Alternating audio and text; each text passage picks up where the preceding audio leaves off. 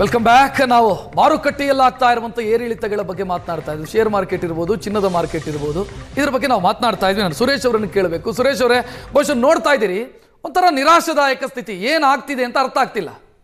ಜನ ಕನ್ಫ್ಯೂಸ್ ಆಗಿದ್ದಾರೆ, ಪ್ಯಾನಿಕ್ ಆಗ್ತಾ ಇದ್ದಾರೆ. ಏನು, ಎಷ್ಟು ದಿನ ಮುಂದುವರಿಯುತ್ತೆ ಇದೇ ಸ್ಥಿತಿ? ಇದ್ರಲ್ಲಿ ರಕ್ಷತ್, ನೀವ್ ಹೇಳ್ದಂಗೆ ಪ್ಯಾನಿಕ್ ಆಗ್ಬೇಕಾಗಿರೋ ವಿಚಾರ ನಮ್ಮ ರುದ್ರಮೂರ್ತಿ ಅವ್ರು ಹೇಳ್ದಂಗೆ, ಮುರಳೀಧರ್ ಸರ್ ಅವ್ರು ಹೇಳ್ದಾಗೇನೆ ಪ್ಯಾನಿಕ್ ಆಗುವಂತ ಪರಿಸ್ಥಿತಿ ಏನು ಅಗತ್ಯ ಇಲ್ಲ. 100% ಸಿಚುವೇಶನ್ಸ್ ಡಿಫರ್ ಆಗತ್ತೆ, ಕಂಟ್ರಿ ಟು ಕಂಟ್ರಿ ಡಿಫರ್ ಆಗತ್ತೆ. ಸಿಚುವೇಶನ್ಸ್ ಇವಾಗ ಸದ್ಯಕ್ಕೆ ನೋಡ್ತಾ ಇದ್ರೆ, ಇವತ್ತಿನ ದಿನದ ಪರಿಸ್ಥಿತಿ ನೋಡಿದ್ರೆ ಎಲ್ಲೋ ಒಂದ್ ಕಡೆ ಟ್ರಂಪ್ ಅವರೇ ಎಕ್ಸೆಪ್ಟ್ ಮಾಡ್ಬಿಟ್ಟಿದೆ. ನಾವು ಸತತವಾಗಿ ಫ್ರೀಕ್ವೆಂಟ್ ಆಗಿ ಡಿಸ್ಕಸ್ ಮಾಡ್ತಾನೆ ಇದೀವಿ ರಕ್ಷತ್, ನಿಮ್ಗೂ ಗೊತ್ತಿದೆ. ಟ್ರಂಪ್ ಅವರು ರುದ್ರಮೂರ್ತಿ ಅವ್ರು ಹೇಳ್ದಾಗೇನೆ ಅದು out of the mind situation ತರ. ಅಂದ್ರೆ ಅವರು ಯುದ್ಧ ಶುರು ಮಾಡಕ್ಕೆ ಹೋಗೋ ಪರಿಸ್ಥಿತಿಯಲ್ಲಿ ಅವ್ರು ಥಿಂಕ್ ಮಾಡಿದ್ದೇನಂದ್ರೆ, ಏನಪ್ಪಾ ಇದು ಸಾಟರ್ಡೆ ಸಂಡೇ ಅನ್ನೋ ಒಂದು ಸಿಚುವೇಶನ್ ಅಲ್ಲಿ ಮುಗಿಸಿ ನಾನು Monday back to work normal ಆಗಿ ಬಂದ್ಬಿಡ್ತೀನಿ ಅನ್ನೋ ಒಂದು ಭಾವನೆಯಲ್ಲಿ ವೆನೆಜುವೆಲಾ ಸಿಚುವೇಶನ್ ನಾನೇ ಇಲ್ಲಿ ಹೋಲ್ಡ್ ಮಾಡ್ಕೊಂಡು ಹೋಗಿದ್ರು. ಇಲ್ಲಿ ಅದು ವರ್ಕೌಟ್ ಆಗ್ಲಿಲ್ಲ. ಈ ವರ್ಕೌಟ್ ಆಗ್ಲಿಲ್ಲ ಅನ್ನೋದಕ್ಕೂ ಬೇರೆ ಬೇರೆ ಕಾರಣಗಳಿದೆ, ಅದು ನಿಮಗೂ ಗೊತ್ತಿದೆ, ಎಲ್ಲಾರ್ಗು ಅದು ವಿಚಾರವನ್ನ ತಿಳ್ಕೊಳ್ಳಿರೋರ್ಗು ಗೊತ್ತಿದೆ. ಬಟ್ ಇವತ್ತಿನ ಪರಿಸ್ಥಿತಿಗೆ ನೋಡ್ತಾ ಇದ್ರೆ, ಏನೀಗ ಸೀಸ್ ಫೈರ್ ನ ಅವರು 5 days ಡಿಕ್ಲೇರ್ ಮಾಡಿದ್ದಾರೆ. ಈಗ 5 days ಡಿಕ್ಲೇರ್ ಮಾಡಿರೋ ಸೀಸ್ ಫೈರ್ ಸಿಚುವೇಶನ್ ಅಲ್ಲಿ ನಾವು ನೋಡ್ಬೇಕಾಗಿರೋ ವಿಚಾರ ಏನಪ್ಪಾ ಅಂತಂದ್ರೆ, ಸದ್ಯಕ್ಕೆ 5 ದಿನದಲ್ಲೇ ನಮ್ಮ ಮಾರ್ಕೆಟ್ ಸ್ಟೆಬಿಲಿಟಿ ಬಂದಿದೆ. ಗೋಲ್ಡ್ ಬೀಳ್ತಿರೋದು ವಾಪಸ್ ರೈಸ್ ಆಗ್ತಾ ಇದೆ. ಕ್ರೂಡ್ ಏನು ಜಾಸ್ತಿ $120 ವರೆಗೂ ಹೋಗಿದ್ದು, ಅದು 100 ಒಳಗಡೆ ಅಥವಾ ನಿಯರ್ ಬೈ 100 ಬಂದು ಕೂತಿದೆ. ಸುರೇಶ್ ಅವರೇ, ಭಯ ಏನು ಗೊತ್ತಾ? ಸ್ಟೇಬಲ್ ಗ್ರೋತ್ ಇಲ್ಲ ಅಂತ. 2 ದಿನ ಮೇಲಕ್ಕೆ ಹೋಗುತ್ತೆ, ಮೇಲಕ್ಕೆ ಹೋಗಿ ಆನಂತರ ಮತ್ತೆ ಪಾತಾಳಕ್ಕೆ ಇಳಿಯುತ್ತೆ. ನಿಮಗೆ ಏನು, ಏರಿದ್ದು ಕಡಿಮೆ, ಇಳಿದಿದ್ದು ಜಾಸ್ತಿ. ಇದು ಜನರಿಗಿರೋದು ಆತಂಕ. ರಕ್ಷತ್, ಈಗ ಅದು ಪ್ರಕೃತಿಯ ನಿಯಮ. ಈಗ ಮೇಲೆ ಎದ್ದಿರೋದು ಕೆಳಗೆ ಬರ್ಲೇಬೇಕು, ಕೆಳಗಿರೋದನ್ನ ಮೇಲೆ ಹೋಗ್ಲೇಬೇಕು. ಅದು ಯಾವ ಹಂತದಲ್ಲಿ ಮೇಲೆ ಹೋಗುತ್ತೆ, ಯಾವ ಹಂತದಲ್ಲಿ ಕೆಳಗೆ ಬರುತ್ತೆ ಅನ್ನೋ ಒಂದು ವಿಚಾರ ಅಷ್ಟೇ ನಾವು ನೋಡ್ಬೇಕಾಗಿರೋದು. ಇದಕ್ಕೆ ಎಲ್ಲಾನು ಮೇಜರ್ ಆಗಿ ಒಂದೇ ವರ್ಡ್ ಅಲ್ಲಿ ಹೇಳ್ಬೇಕಾಗಿರೋದು ಏನಪ್ಪಾ ಅಂದ್ರೆ ಪ್ಯಾನಿಕ್ನೆಸ್. ನಾವು ಈಗ ಮಾರ್ಕೆಟ್ ಬೀಳ್ಬೇಕು ಅಂದ್ರೂ ಮಾರ್ಕೆಟ್ ಅದಾಗದೇ ಬೀಳಲ್ಲ. ಈಗ ಸ್ಟಾಕ್ ಮಾರ್ಕೆಟ್ ನೀವು ಸುಮ್ನೆ ಇರಿ, ನಾವು ಸುಮ್ನೆ ಇರ್ತೀವಿ ಮನೇಲಿ, ಅದ್ ಹೆಂಗ್ ಬೀಳುತ್ತೆ ನೋಡೋಣ. ಒಬ್ಬ ಬೈಯರ್ ಇರ್ಬೇಕು, ಒಬ್ಬ ಸೆಲ್ಲರ್ ಇರ್ಬೇಕು, ಕರೆಕ್ಟ್ ಅಲ್ವಾ? ಒಬ್ಬನ್ ಪ್ರೈಸ್ ಸೆಲ್ಲಿಂಗ್ ಪ್ರೈಸ್ ಫಿಕ್ಸ್ ಆಗತ್ತೆ, ಒಬ್ಬ ಅದೇ ಬೈಯರ್ ಆ ಪ್ರೈಸ್ ಗೆ ಬಂದ್ರೆ ಅಷ್ಟೇನೆ ಟ್ರೇಡ್ ಆಗಕ್ ಸಾಧ್ಯ, ಕರೆಕ್ಟ್ ಅಲ್ಲ? ಈಗ ನಾನು ಕೊಡಕ್ಕೆ ರೆಡಿ ಇಲ್ಲ, ನೀವು ತಗೊಳಕ್ಕೆ ರೆಡಿ ಇಲ್ಲ, ಸೊ ಮಾರ್ಕೆಟ್ ಅಲ್ಲೇ ಇರ್ತದೆ, ಎಲ್ಲೂ ಮೂವ್ಮೆಂಟ್ ಆಗಲ್ಲ. ಅದೇ ರೀತಿ ಕ್ರೂಡೆ ಆಗಿರ್ಬೋದು, ಚಿನ್ನನೇ ಆಗಿರ್ಬೋದು, ಶೇರ್ಸ್ ಆಗಿರ್ಬೋದು, ಮ್ಯೂಚುವಲ್ ಫಂಡ್ ಆಗಿರ್ಬೋದು, ಪ್ರತಿಯೊಂದಕ್ಕೂ ಡಿಮ್ಯಾಂಡ್ ಸಪ್ಲೈ ಅನ್ನೋದೇ ಒಂದು ಕೋರಿಲೇಷನ್ ಇರುತ್ತೆ. ಸೊ ಇವಾಗ ಇಲ್ಲೇನಾಗಿರುತ್ತೆ, ಎಕ್ಸಾಂಪಲ್ ನಾನು ಹೇಳ್ತೀನಿ. ನಾನು ಒಂದು 10 ವರ್ಷ, ರುದ್ರಮೂರ್ತಿ ಅವರು ಹೇಳ್ದಂಗೆ, ನಾನು ಒಂದು 10 ವರ್ಷ ಹಿಂದೆ ಬೈ ಮಾಡಿದ್ದೀನಿ ಒಂದು ಶೇರ್ನ, ಆಯ್ತಾ? ಇವತ್ತಿಗೆ ನನಗೆ ಅದು ಹತ್ರ ಒಂದು 40-50% ರಿಟರ್ನ್ಸ್ ಬರ್ತಾ ಇದೆ ಅಂತ ಅನ್ಕೊಳ್ಳಿ, ಇಲ್ಲ ಡಬಲ್ ಆಗಿದೆ ಅಂತ ಅನ್ಕೊಳ್ಳಿ. ಇವಾಗ ಬೀಳ್ತಿರೋ ಪರಿಸ್ಥಿತಿಯಲ್ಲಿ ನಾನೇನ್ ಮಾಡ್ತೀನಿ? ಸೇಲ್ ಮಾಡೋಣ ಅಂತ ಹೊಡ್ತೀನಿ. ಬಂದಷ್ಟೇ ಸಾಕಪ್ಪ, ಕಳ್ಕೊಳ್ಳೋದೇನಕ್ಕೆ, ಇರೋದ್ನಾರು ತಗೊಳ್ಳೋಣ ಅಂತೇಳಿ ಸೇಲ್ ಮಾಡ್ತೀನಿ. ರಕ್ಷತ್ ಶೆಟ್ಟಿ ಅವರು ಬುದ್ಧಿವಂತರು, ಅವ್ರೇನಂತಾರೆ, ಹೆಂಗೋ ಮಾರ್ಕೆಟ್ ಬಿದ್ದಿದೆ, ಈಗ ನಮ್ಮ ರುದ್ರಮೂರ್ತಿ ಅವ್ರು ಹೇಳ್ದಂಗೆ ಆಫರ್ ನಡೀತಾ ಇದೆ, ಡಿಸ್ಕೌಂಟ್ ಸೇಲ್ ಅಂತ. ಸೊ ರಕ್ಷತ್ ಶೆಟ್ಟಿ ಅವರು ಈಸ್ ಅ ಇಂಟೆಲಿಜೆಂಟ್ ಇನ್ವೆಸ್ಟರ್, ಅವರು ಒಂದು ಲಾಂಗ್ ಟರ್ಮ್ ಇನ್ವೆಸ್ಟರ್. ಅವ್ರೇನ್ ಥಿಂಕ್ ಮಾಡ್ತಾರೆ, ನಾನು ಹೆಂಗಿದ್ರು ಇವತ್ತೇ ನಾನೇನ್ ಸೇಲ್ ಮಾಡ್ಬೇಕಾಗಿಲ್ಲ, ನಾನು ಇವತ್ತು ಹೆಂಗಿದ್ರು ದುಡ್ಡನ್ನ ಏನು ನಾನು ಯಾವುದೇ ರೀತಿಯಲ್ಲಿ ಮಾರ್ಕೆಟ್ ಇಂದ ಸಾಲ ತಗೊಂಡಿಲ್ಲ, ನನ್ನ ಬ್ಯಾಂಕ್ ಅಲ್ಲಿ ಬಿದ್ದಿರೋ 7%, 4%, SB ಅಕೌಂಟ್ ಅಲ್ಲಿರೋ 3.25% ಬರೋ ಬದ್ಲಿಗೆ ನಾನು ಈ ಮಾರ್ಕೆಟ್ ಅಲ್ಲಿ ನನಗೆ ಡಿಸ್ಕೌಂಟ್ ಅಲ್ಲಿ ಬರ್ತಿರೋ ಶೇರ್ ನ ತಗೊಂಡು ಇನ್ನೊಂದು ವರ್ಷಕ್ಕೆ ಕಾಯ್ತೀನಿ, ಇನ್ನೊಂದ್ 2 ವರ್ಷಕ್ಕೆ ಕಾಯ್ತೀನಿ, ನನ್ಗೇನ್ ಸಮಸ್ಯೆ ಇಲ್ವಲ್ಲ. ಹಾಗಾಗಿ ಅಲ್ಲಿ ಪ್ಯಾನಿಕ್ ಪರಿಸ್ಥಿತಿ ಇಲ್ಲ. ಇದೇ ಮಾರ್ಕೆಟ್ ಅಲ್ಲಿ ನೀವೇ ಹೇಳಿ ರಕ್ಷತ್, ಕೋವಿಡ್ ಅಲ್ಲಿ ಎಷ್ಟು ಜನ ಇನ್ವೆಸ್ಟ್ ಮಾಡಿದ್ದಾರೆ, ಎಷ್ಟು ಜನ ಸೇಲ್ ಮಾಡಿದ್ದಾರೆ, ಲಾಸ್ ಮಾಡಿದವ್ರು ಎಷ್ಟು, ಸೇಲ್ ಮಾಡಿದವ್ರು ಎಷ್ಟು? ಕರೆಕ್ಟ್. ಪ್ರತಿ ಯುದ್ಧ, ಪ್ರತಿ ಡೌನ್ ಫಾಲ್ ಆದ್ಮೇಲೆ ಗ್ರೋತ್ ಆಗಿರೋ ಫೇಸು ನೋಡಿ. ಪ್ರತಿ ಡೌನ್ ಫಾಲ್ ಆದ ನಂತರ ನಿಮಗೆ ಗ್ರೋತ್ ಸ್ಪೀಡು ಅದೇ ಪ್ರಕಾರನೇ ಬರುತ್ತಲ್ಲ. ಸೊ ತಾಳಿದವನು ಬಾಳಿ ಅನ್ನುವಂತನ ತಾಳ್ಮೆಯೊಂದೇ ಅಸ್ತ್ರ. ಎಕ್ಸಾಕ್ಟ್ಲಿ, ಪೇಷನ್ಸ್ ಏನೇ ಇದಕ್ಕೆ ಪೇ ಮಾಡುತ್ತೆ. ಪೇಷನ್ಸ್ ಪೇಸ್ ಅಂತ ಏನ್ ಹೇಳ್ತೀವಿ, ಅದಕ್ಕೆ ಇದು ಒಂದು ಪರಿಹಾರ. ಸೊ ಇದರಲ್ಲಿ ಚಿನ್ನ ಹೇಳೋದಾಗ್ಲಿ, ಮ್ಯೂಚುವಲ್ ಫಂಡ್ ಇರ್ಲಿ, ಶೇರ್ಸ್ ಇರ್ಲಿ, ಪ್ರತಿಯೊಂದಕ್ಕೂ ನಮ್ಮ ಸ್ಟ್ರಾಟಜಿಕ್ ಥಾಟ್ ಪ್ರೋಸೆಸ್ ಇರಬೇಕು. ಫಸ್ಟ್ ಥಿಂಗ್ ನಾನು ಏನ್ ಮಾಡ್ತೀನಿ ಅಂತೇಳಿ ನನ್ನ ಮೈಂಡ್ ಅಲ್ಲಿ ಫಿಕ್ಸ್ ಆಗಿರ್ಬೇಕು. ಅಯ್ಯೋ ಮಾರ್ಕೆಟ್ ಬಿದೋಯ್ತಲ್ಲಪ್ಪ ಅಂತ ಸೇಲ್ ಮಾಡ್ತೀನಿ ಅನ್ನೋದಲ್ಲ ಒಂದು. ಸೆಕೆಂಡ್ಲಿ, ನಮ್ಮಲ್ಲಿ ಮೇಜರ್ ಇನ್ವೆಸ್ಟರ್ ಆಗಿ ಬರ್ತಿರೋದು ಯಾರು? ಈ FIIs ಅನ್ನೋರು, ಫಾರಿನ್ ಇನ್ಸ್ಟಿಟ್ಯೂಷನಲ್ ಇನ್ವೆಸ್ಟರ್ಸ್. ಅವರು ಇವಾಗ ಎಕ್ಸಿಟ್ ಮಾಡ್ತಾ ಇರೋ ಪರಿಸ್ಥಿತಿ ಹೌದು. ಯಾಕೆ? ಅದನ್ನು ಯೋಚನೆ ಮಾಡ್ಬೇಕು. ಭಾರತ ಒಂದೇ ಅವ್ರಿಗೆ ಇನ್ವೆಸ್ಟ್ಮೆಂಟ್ ಡೆಸ್ಟಿನೇಷನ್ ಅಲ್ಲ. ಸದ್ಯಕ್ಕೆ ನೀವು 1 ವರ್ಷದ ರಿಟರ್ನ್ಸ್ ಕೊರಿಯಾದು ತಗೊಳ್ಳಿ, ಜಪಾನ್ದು ತಗೊಳ್ಳಿ, ನೀವು ಬೇರೆ ದೇಶಗಳ ಚೈನಾದು ತಗೊಳ್ಳಿ, ನಮ್ಮ ಇಂಡಿಯನ್ ಕಂಪ್ಯಾರಿಟಿವ್ ರೇಟ್ ಅಲ್ಲಿ ಡಿಫರೆನ್ಸ್ ಇದೆ. ಓಕೆ, ಅವನೊಬ್ಬ ಇನ್ವೆಸ್ಟರ್ನೇ, ನಾವು ಅವನ್ನ ಬ್ಲೇಮ್ ಮಾಡ್ಲಿಕ್ಕೆ ಆಗಲ್ಲ. ಈಗ ಅವನು 2 ರೀತಿಯಲ್ಲಿ, ನಾನು ಲಾಸ್ಟ್ ಟೈಮ್ ಹೇಳಿದಾಗೇನೆ 2 ರೀತಿಯಲ್ಲಿ ಅವನು ಲಾಭ ಪಡಿತಾನೆ. ಒಂದು, ಅವನು ಇನ್ವೆಸ್ಟ್ಮೆಂಟ್ ಪ್ರೈಸ್ ಮೇಲೆ ಲಾಭ ಪಡಿತಾನೆ. ಎರಡನೇದು, ಡಾಲರ್ ಏನು ಏರಿಕೆ ಆಗ್ತಾ ಇದೆ ಅದ್ರಲ್ಲೂ ಅವನು ಲಾಭ ಪಡಿತಾನೆ. ಅವನು ಇನ್ವೆಸ್ಟ್ ಮಾಡಿದಾಗ 90 ರೂಪಾಯಿ ಡಾಲರ್ ಇತ್ತು ಅಂತ ಅನ್ಕೊಳ್ಳೋಣ. ಈಗ ಅವನು ಎಕ್ಸಿಟ್ ಮಾಡುವಾಗ 94 ರೂಪಾಯಿ ಇವತ್ತಿನ ಸ್ಥಿತಿಗೆ ಡಾಲರ್ ಇದೆ ಅನ್ಕೊಳ್ಳಿ.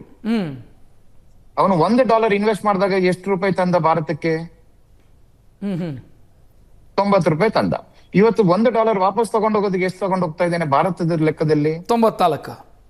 ಅವನ್ ಸ್ಟಾಕ್ ಪ್ರೈಸ್ ಏನು ಆಗಿಲ್ಲ ಅಂತ ಅನ್ಕೊಳ್ಳೋಣ, ಆದ್ರೂ ಅವ್ನು 4 ರೂಪಾಯಿ ಲಾಭ ಪಡಿತಾ ಇದ್ದಾನಲ್ಲ. ಎಸ್, ಅದರಲ್ಲಿ ನಾವು ನೋಡ್ಬೇಕಾರೋ ವಿಚಾರ. ಸೊ FIIs ತಗೊಂಡು ಹೋಗ್ತಾ ಇದಾರೆ, ಇಂಡಿಯಾ ಪ್ಯಾನಿಕ್ ಆಗಿದೆ, India is not a right place for investment ಅನ್ನೋದಕ್ಕಲ್ಲ. ಅವನು ಆಲ್ಟರ್ನೇಟ್ ನೋಡ್ತಾನೆ. ಈಗ ಸುರೇಶ್ ಅವರೇ ಆತಂಕ ಎಲ್ಲಿದೆ? ಲಾಂಗ್ ಟರ್ಮ್ ಇನ್ವೆಸ್ಟರ್ಸ್ ಹೇಳಿದ್ರಿ ತಾವು, ತಾಳಿದವನು ಬಾಳಿಯಾನು ಅಂತ. ಜನರಿಗೆ ಏನಾಗ್ತಿದೆ ಅಂತಂದ್ರೆ, ನಾನು ಕಳೆದ 1.5 ವರ್ಷದಿಂದಲೂ ಕೂಡ ನನ್ನ ಇನ್ವೆಸ್ಟ್ಮೆಂಟ್ ನಿಂತ ನೀರಾಗಿದೆ, ಮೇಲೆ ಬರುತ್ತೆ ಅನ್ನುವಂಥ ಗ್ಯಾರಂಟಿ ಎಲ್ಲಿಂದಲೂ ಕೂಡ ಸಿಗ್ತಿಲ್ಲ ನನಗೆ, ಇಟ್ಕೊಂಡೇನು ಮಾಡ್ಲಿ ಅಂತ ಬರ್ತಾ ಇರೋದು ಅವನಿಗೆ ಸಮಸ್ಯೆ. ನೋಡಿ, ಅದು ಎಲ್ಲದಕ್ಕೂ ಒಂದು ಟೈಮ್ ಫೇಸ್. ಈಗ ನೀವು 1.5 ವರ್ಷ ಅಂತ ಅವಧಿ ಕೊಟ್ರೆ 1 ತಿಂಗಳಲ್ಲೇನೆ ಅವರು ರಿಕವರಿ ಆಗ್ಬೋದಲ್ಲ.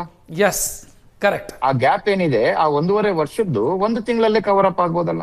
ಈಗ ನೀವು ಲಾಸ್ಟ್ 3 ದಿನದೇ ನೋಡಿ ಆಯ್ತಲ್ಲ. ಇವತ್ತು ಮಾರ್ಕೆಟ್ ರಜಾ ಇದೆ, ಲಾಸ್ಟ್ 3 ದಿನದೇ ಪರಿಸ್ಥಿತಿ ನೋಡಿ. ಮಾರ್ಕೆಟ್ ಇಂಡೆಕ್ಸ್ ಏನಾಗಿದೆ?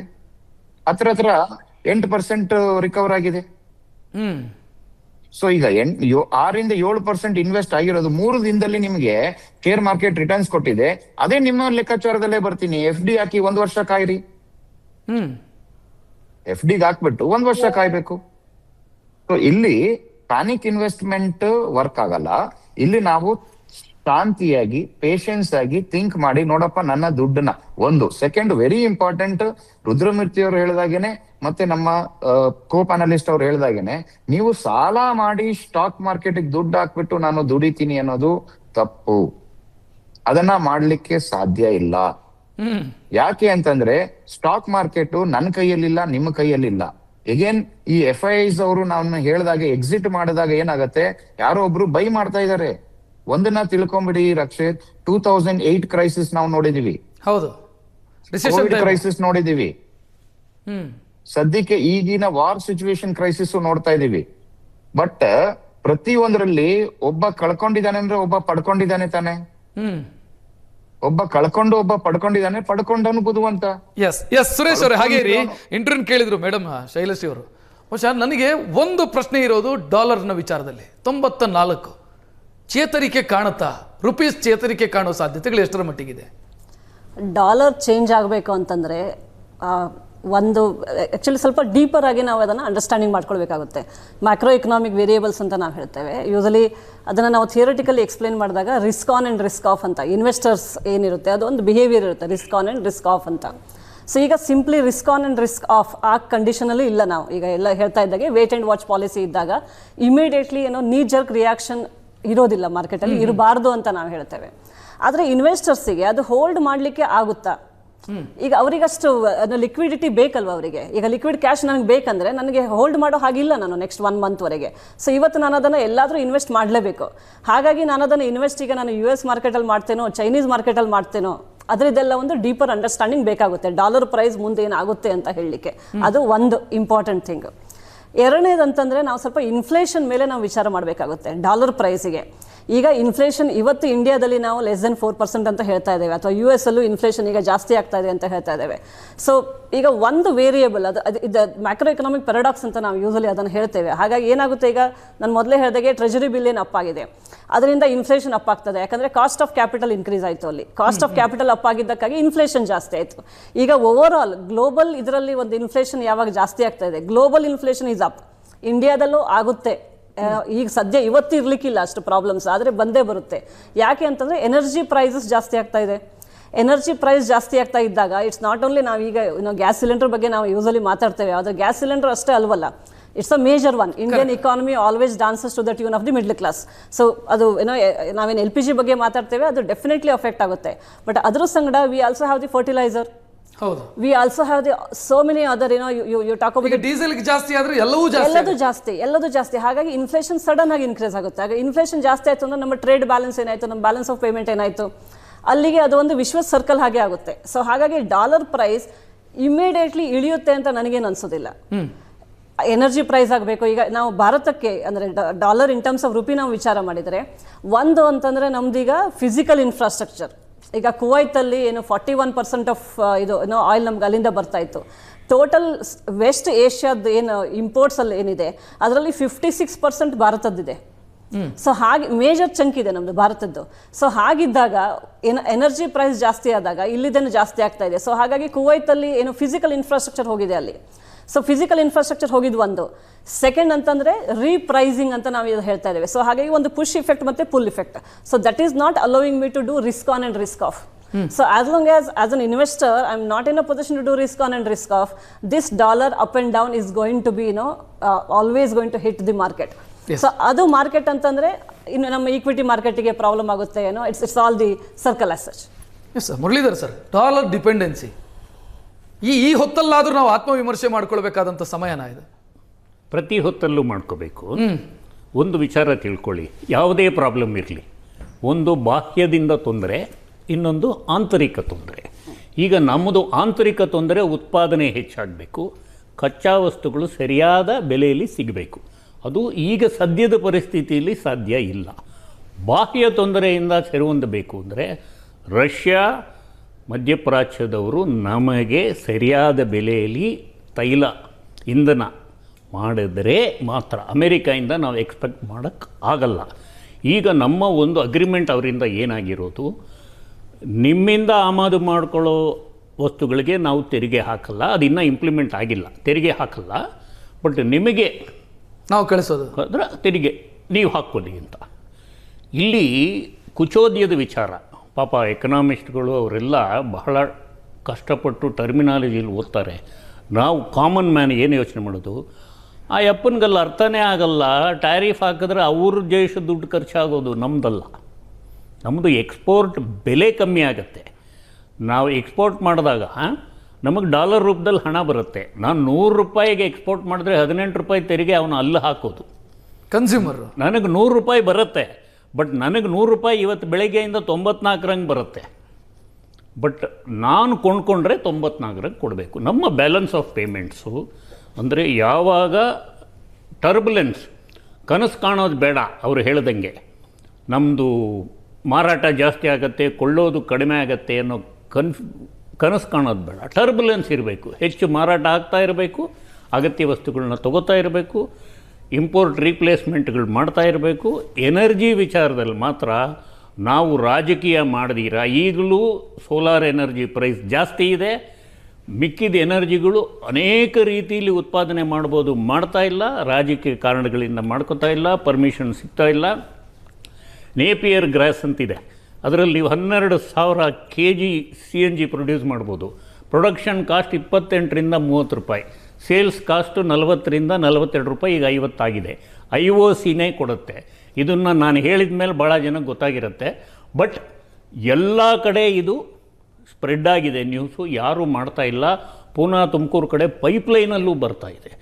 ಎಲ್ಲಿವರೆಗೂ ಗೃಹ ಬಳಕೆ ಎನರ್ಜಿ, ಕಾರಿಗೆ ಬಳಸೋ ಎನರ್ಜಿ, ಅನಾವಶ್ಯಕವಾಗಿ ದೊಡ್ಡ ದೊಡ್ಡ ಕಾರುಗಳಲ್ಲಿ ಹೋಗೋದು ಕಡಿಮೆ ಆಗಲ್ವೋ ಅಲ್ಲಿವರೆಗೂ ಯುದ್ಧ ಪರಿಸ್ಥಿತಿಯಲ್ಲಿ ಡಾಲರ್ ಮೇಲೆ ಪ್ರೆಷರ್ ಇದ್ದೇ ಇರುತ್ತೆ. ಎಸ್, ಮಾತನಾಡೋಣ. ನನಗೊಂದು ಬ್ರೇಕ್ನ ಸಮಯ. ಬ್ರೇಕ್ನ ನಂತರ ನಾವು ಮಾತನಾಡಬೇಕಾಗಿರೋದು ಒಂದು ವಿಚಾರ ಇದೆ.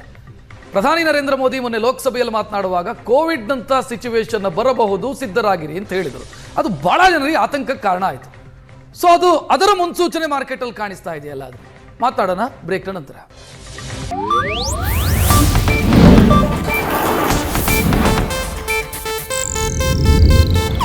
ಇದು ಏಷ್ಯಾನೆಟ್ ನ್ಯೂಸ್ ನೆಟ್ವರ್ಕ್ ಪ್ರಸ್ತುತಿ.